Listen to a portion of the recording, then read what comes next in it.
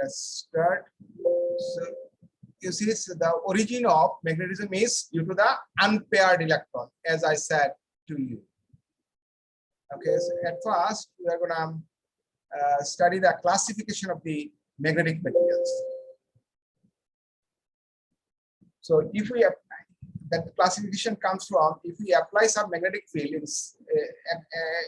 in some, if we apply magnetic field, you will see some material will not show any type of reaction or any type of effect, and those materials are called non-magnetic materials, and those which show some effect are called magnetic materials. So in a broad sense, materials can be classified as two types. One is magnetic, another is non-magnetic materials. And all magnetic material magnetized in applied external magnetic field.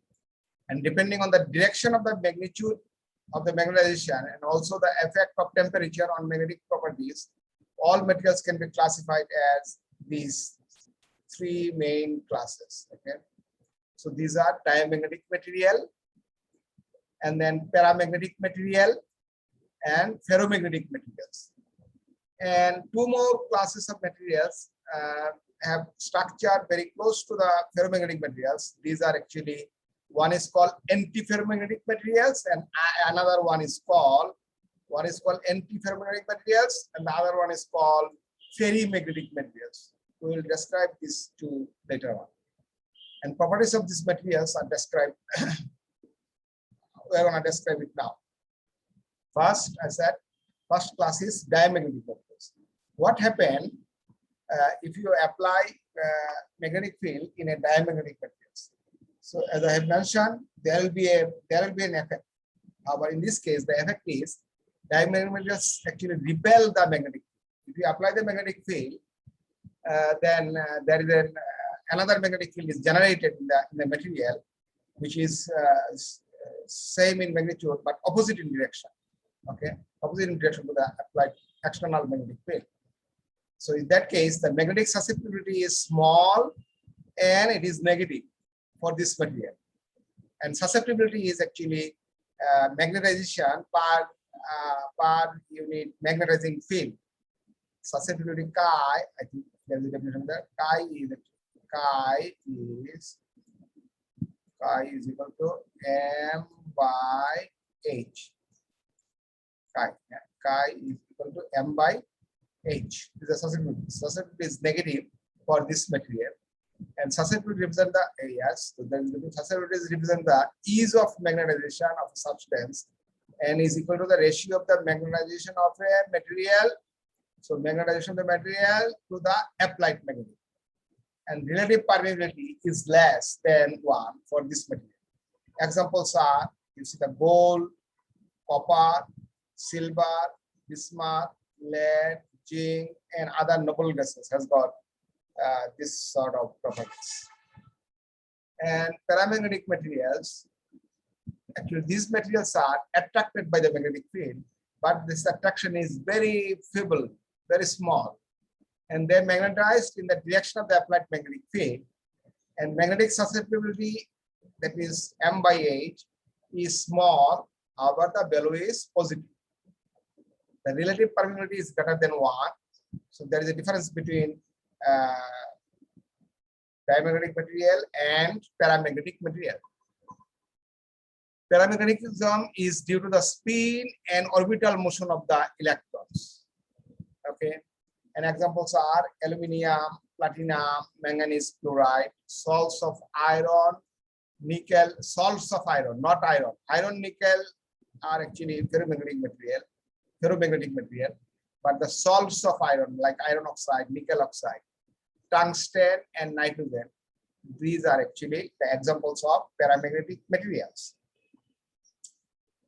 Now, the important class of magnetic material is called ferromagnetic materials. We use these materials for memory devices. Okay, you see, everything is recorded in the form of small magnetized area.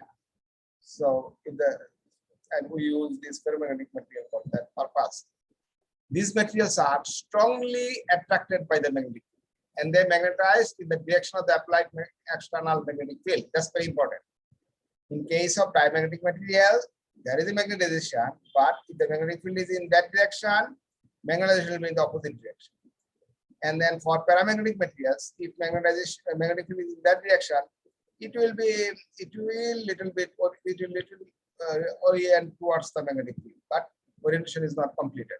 However, in case of ferromagnetic material, it actually, if you apply sufficient magnetic field, that means it will get saturated, and all the magnetic moment will be towards the direction of the magnetic field. So the susceptibility is positive, and the value is very large. It depends on the strength of the magnetic field. The relative permeability is greater than 1 for these materials. The atoms or molecules of ferromagnetic material have magnetic dipole moment due to the spin of the electrons. I have already mentioned. And this spin of the electron is actually responsible for the origin of magnetism. The permanent magnetic dipoles are shown in this figure. Okay, in case of ferromagnetic materials, spins are actually like this, parallel, and they are parallel to each other. And permanent magnetic dipoles are shown here. And examples are, these are iron, cobalt, nickel.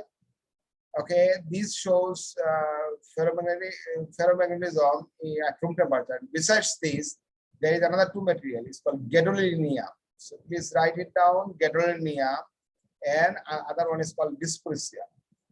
Okay, however, their magnetism is at low temperature. Like gadolinium is so around room temperature is around 20 degrees Celsius. Is transition after 20 degrees Celsius, it becomes paramagnetic. Below 20 degrees Celsius, it is ferromagnetic. Dysprosium has got even lower TC. So iron, cobalt, nickel, gadolinium, and dysprosium, and they are alloys. Okay, alloys. And I also mentioned that gadolinium and dysprosium also.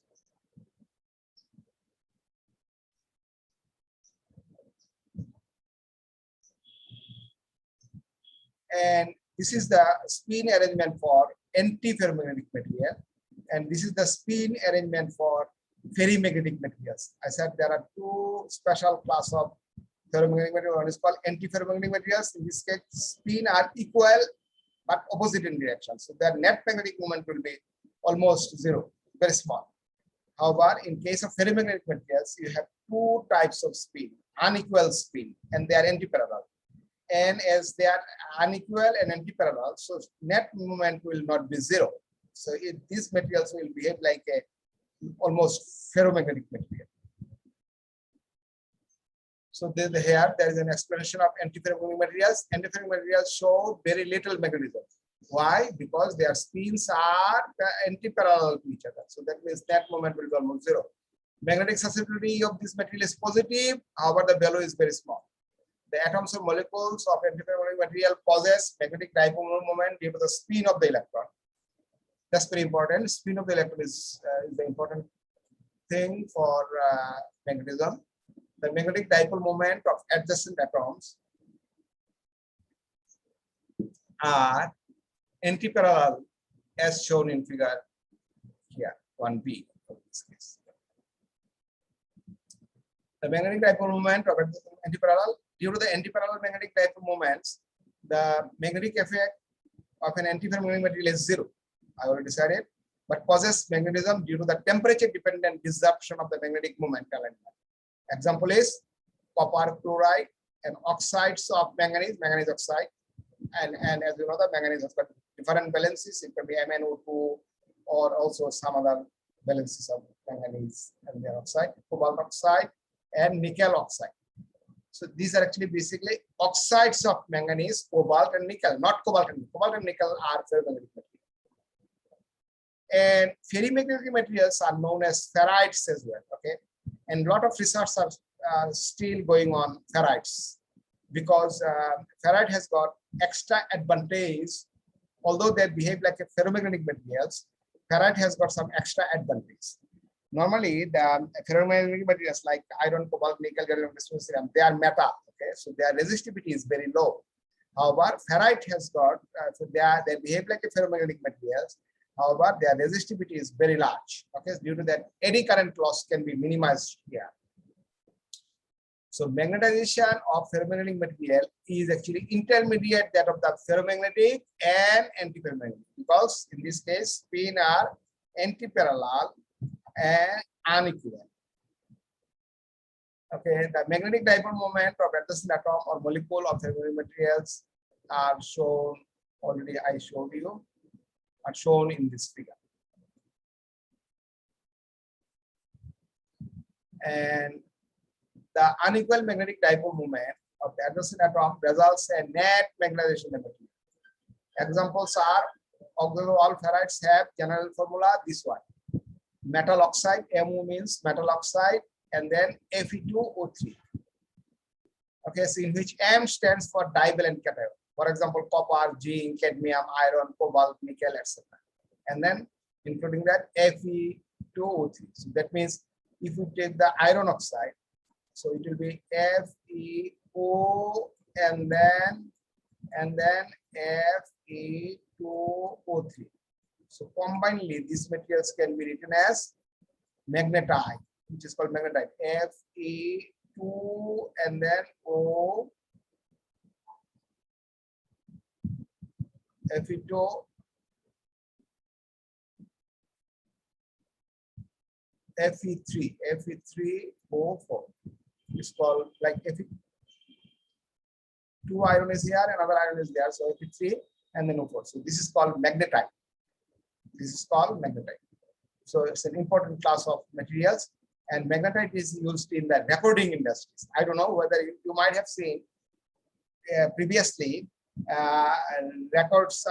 recording is done in a tape. Have you seen that in a plastic tape? Okay, so on top of the plastic tape, this ferrite, these magnetite powders, magnetite thin films are born, and on those tape, due to these materials, anything can be recorded over there as a minute small magnetization. Okay, so now we are going to study magnetic field vectors. There are 3 magnetic field vectors. Okay, when we have discussed about the susceptibility, I said susceptibility is actually M by H. So H is the applied magnetic field. So how are you going to produce a magnetic field? Magnetic field can be produced by a solenoid. So what is solenoid? You have studied in your college level physics. It's an wire on. Okay, it's like that. And then when you pass a current through this one, so inside the solenoid, there will be a magnetic field. You have already calculated the magnetic field inside a solenoid. Okay, if you remember that magnetic field inside a solenoid, and there is actually magnetic induction, which is B equal to mu naught and I. Okay, and so that's called the magnetic induction. It's another magnetic field vector. H is another vector. Okay, so H is basically B by mu. So the externally applied magnetic field, sometimes called the magnetic field strength as well, and it is denoted by H. So you should remember H is a vector quantity as well. If the magnetic field is generated by means of a cylindrical coil or solenoid, I have mentioned here, consisting of n number of closely spaced turns having length L. Okay, so number of turn per unit length will be N will be capital N is the total number of turns divided by length L. So N is equal to N by L. And carrying current I, then it will be actually H will be just N by L, means small n into I. And if you want to calculate the magnetic induction, that's called magnetic induction, that will be mu naught H. So that will be mu H. So this will be, in case of solenoid, this will be mu naught Ni. The units of H are, look at here, so N by L is per length, per meter, and I is ampere. So it will be ampere per meter, or ampere turns per meter, or just ampere per meter. That's the SI unit of H.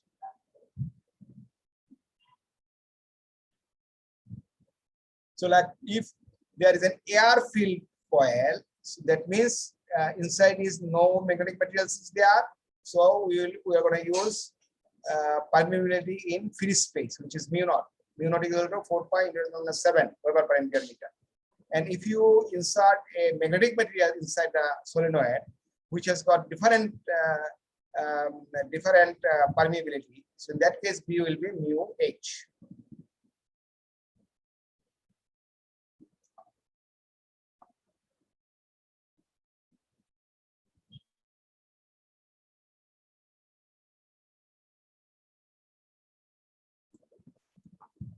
Okay, the magnetic induction of a magnetic flux. Okay, so as I have already said, both, you see, magnetic induction B is actually mu into H.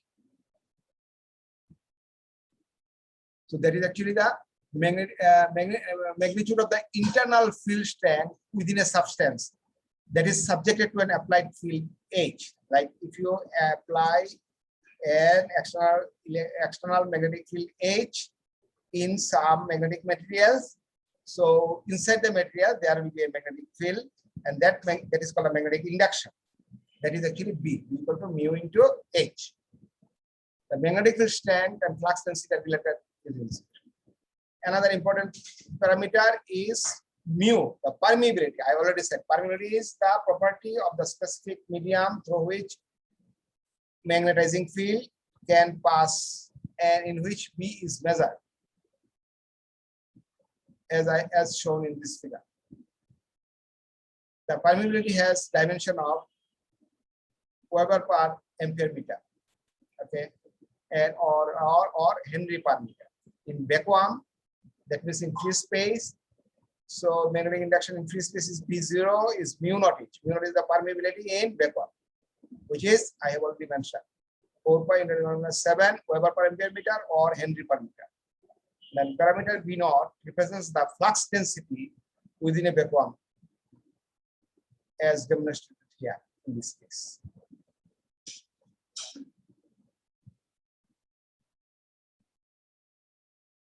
And another important parameter is relative permeability. Relative permeability is actually defined by mu, the permeability of the material divided by the permeability in free space, mu by mu naught.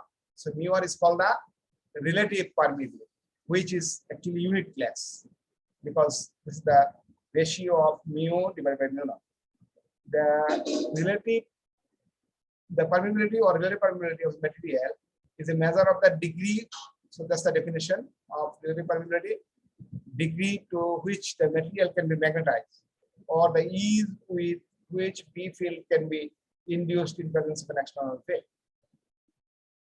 So I have already described about magnetic field H, and then magnetic induction B, and then susceptibility chi earlier, and then permeability mu, and then relative permeability mu r.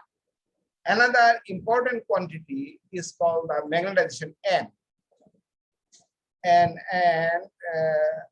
it is defined by the expression this one. Like you see, if you apply a magnetic field in some materials, okay, inside the materials there will be magnetic induction, okay.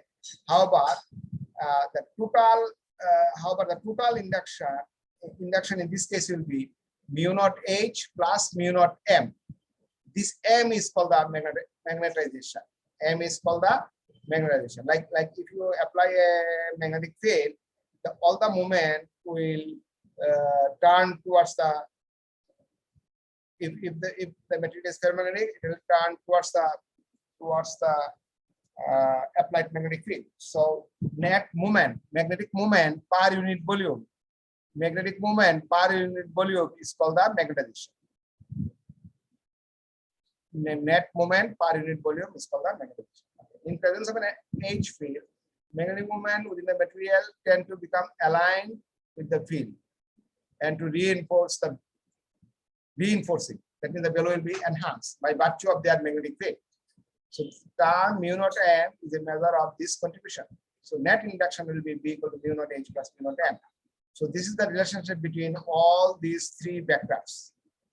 So what are the vectors? You have H field, and when you have apply H in a material, so there will be an induction inside the material is this one, and also it will acquire some magnetization.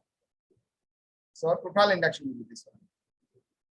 The magnitude M is proportional to the applied field. So M is actually proportional to the applied field, and this proportionality constant is called the chi, the susceptibility. Okay, medium. M substance for the medium, susceptibility of the medium. Okay, chi M is the magnetism or magnetic.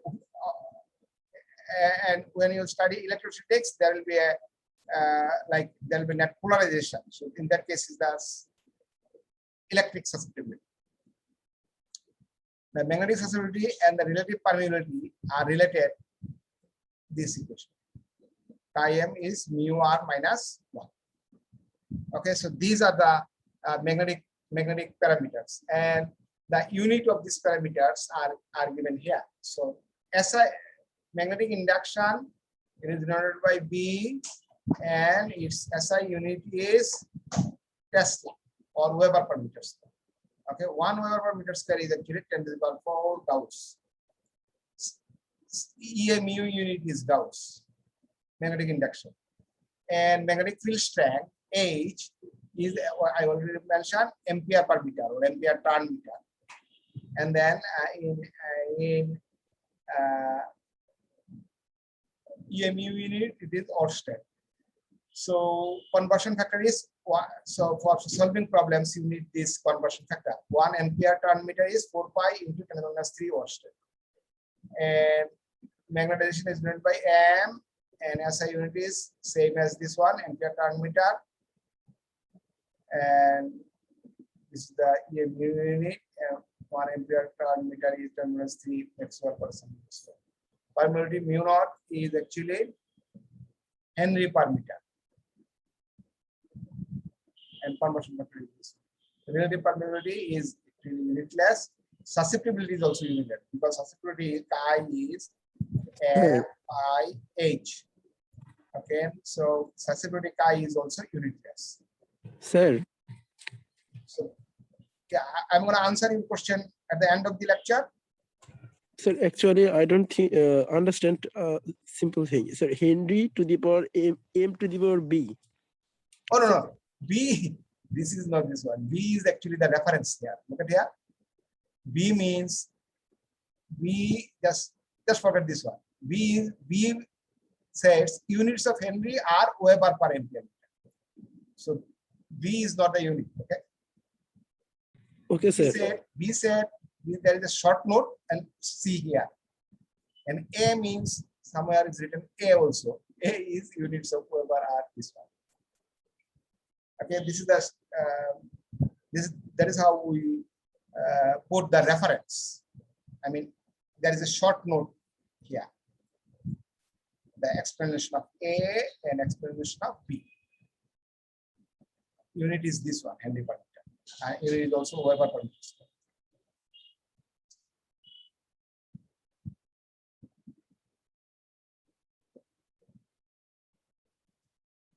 Okay, so now the types of magnetism. You see, so this is very important thing. If you have a magnetic material, like when you apply magnetic field, there will be a magnetic induction, and relationship between them is B equal to 1 plus chi mu naught H. You can derive this relationship from here. This one. B equal to, if you take, if you divide, you see chi is M by H. Okay, if you substitute chi equal to M by H, or if you take mu naught H common, then it will be just B equal to 1 plus chi into mu naught H. Okay, so now when there is a vacuum, nothing is there, no materials. So so in that case, if you apply magnetic field for vacuum, susceptibility is 0. So that will be the line. Okay, susceptibility is zero here. This is the zero line. And if you have a diamagnetic material, so susceptibility is negative. So it will be less than that of the bond. Okay, and this will be, so as you increase the magnetic field, this will be the magnetic behavior, magnetic induction as a function of H. This is the BH plot of all types of magnetic materials. So this blue curve is for diamagnetic materials like aluminum oxide, copper, gold, silicon, silver, zinc, and the susceptibility is less than unit Einstein.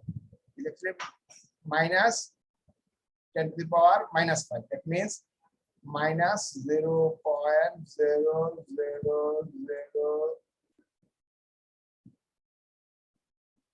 and another 0, another 1. Okay, okay, and then this is the BH plot.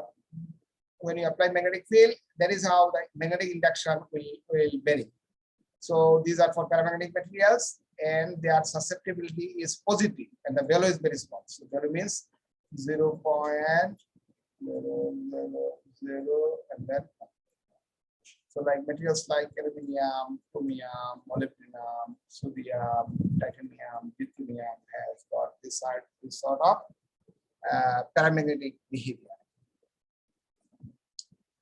Then that's the important class of materials, which is called ferromagnetic materials.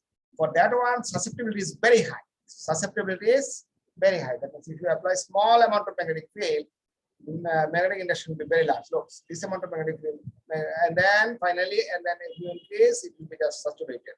No, there is no increase of induction over there. Saturation will not pass. So ferromagnetic, actually Fe3O4 and nickel ferrite, these are called ferrite. Okay, and these ferrite materials has also high magnetic induction over there. And besides this, cobalt, nickel, gadolinium, dysprosium are set. Dysprosium, of course, at low temperature, and their susceptibility is very large. It's of the order of 10 to the power 6, 1 million. It's very large. So this is the magnetic induction as a function of magnetizing field or magnetic field for various types of materials. So this curve, this plot shows the behavior of ferromagnetic material as well as ferrimagnetic material. So there is another class is antiferromagnetic materials. Antiferromagnetic materials will be in between this one. Okay, so in between paramagnetic and ferromagnetic. So again, it will be just linear behavior.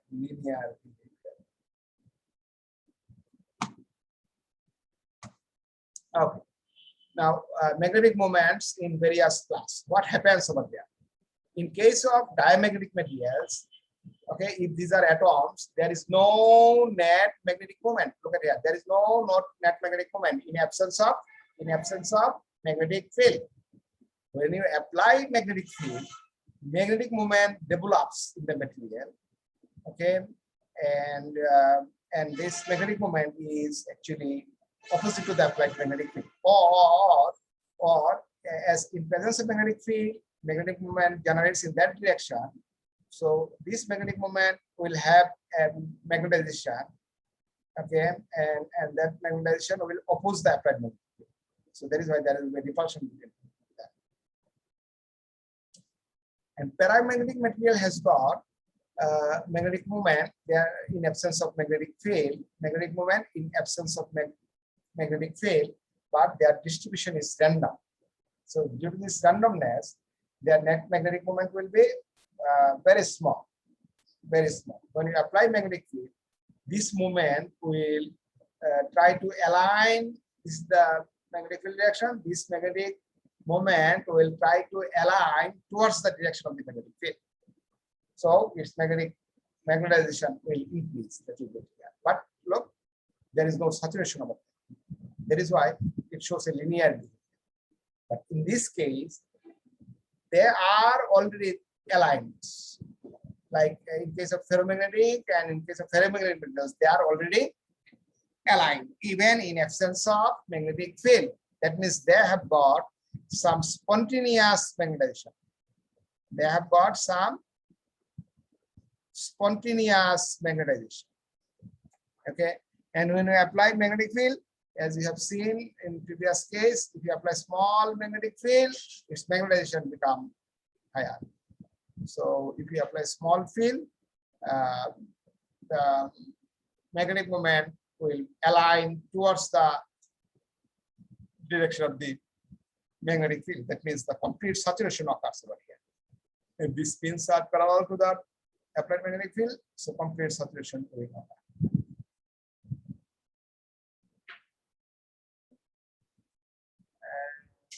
This slide shows the origin of magnetic moment, which I described at the very beginning of this class. Origin of magnetic moment. Okay, so I have already mentioned that we know that the electric current through a conductor develops a magnetic field around it, or a current through a coil of a wire will act as a magnet. Okay, like in case of solenoid. This informs that there is an intimate relationship between the electric current and magnetic field.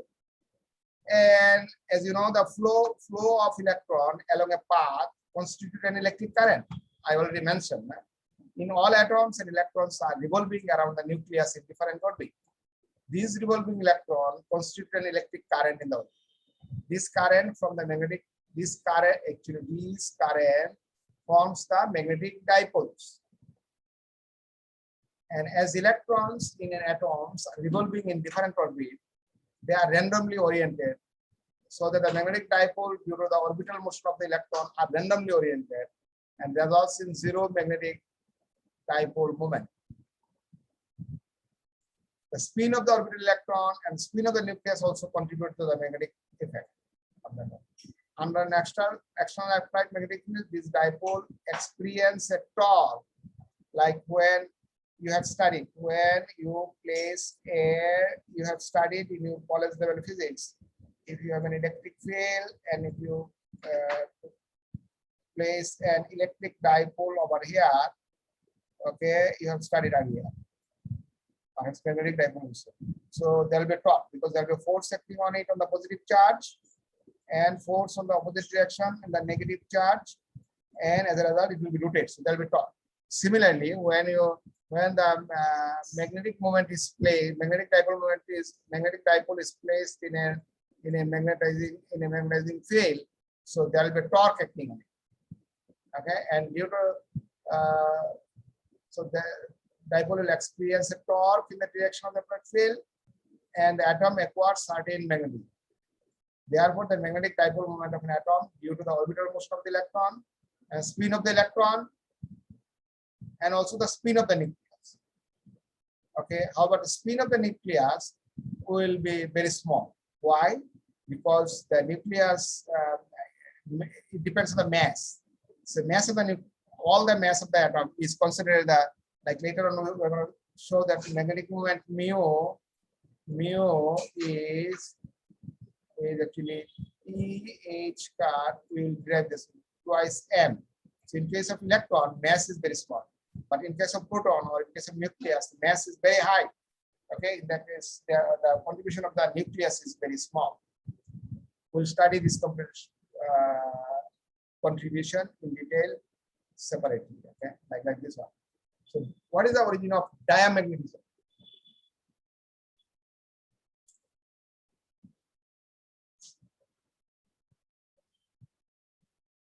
Just today, I'm gonna stop here today.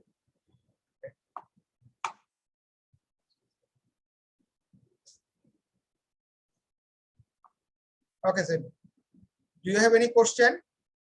Sir, I have a question. Okay. Sir, it's from antiferromagnetic materials. Sir, in case of antiferromagnetic materials, if the dipole moments are equal and antiparallel, so then how can they show magnetism? I am not clear here.